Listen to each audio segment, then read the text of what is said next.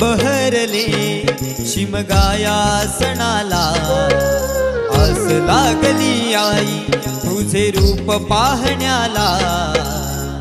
देव माझा एक वर्षान येतो भेटीला, आनंद गाव खाता देतो पालखीला।